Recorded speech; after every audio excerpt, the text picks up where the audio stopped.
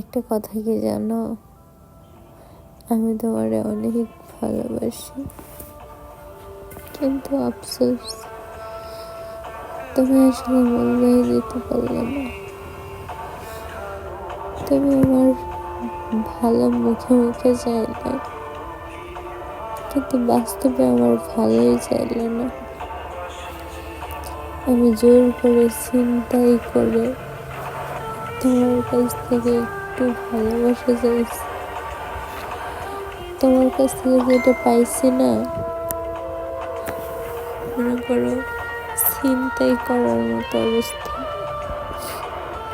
একটা মানুষের মন কতবার ভাঙে বলো। আর আমার মনটা ভাঙতে ভাঙতে জীবনটা শেষ হয়ে গেছে। তারপর কিছু বলার নেই। তুমি তো জানো যে আমি কষ্ট পাইছি, আমি তোমাকে বিশ্বাস করতে পারি না। তারপরেও তোমার আমি জীবনের চাইতেও বেশি ভালোবাসছি। তুমি চাইলে আমার ভালোভাবে বাঁচতে দিতে পারতে, ভালো থাকতে দিতে পারতে, কিন্তু তুমি সেটাও করলে না।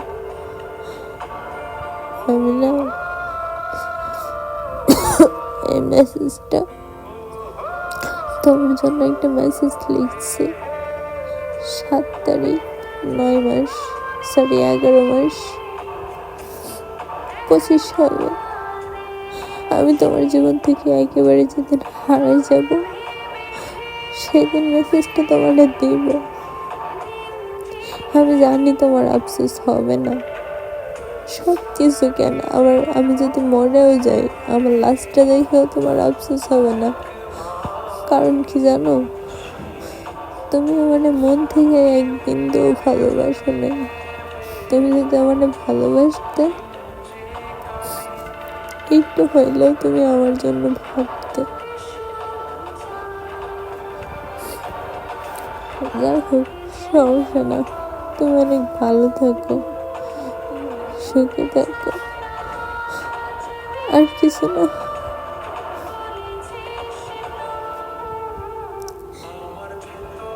আর বুঝলাম না, মেসেঞ্জার নিয়ে তোমার সাথে একটু ঝগড়া করবো, আর কখনো ঝগড়া করবো না, কোনোদিনও ঝগড়া করবো না।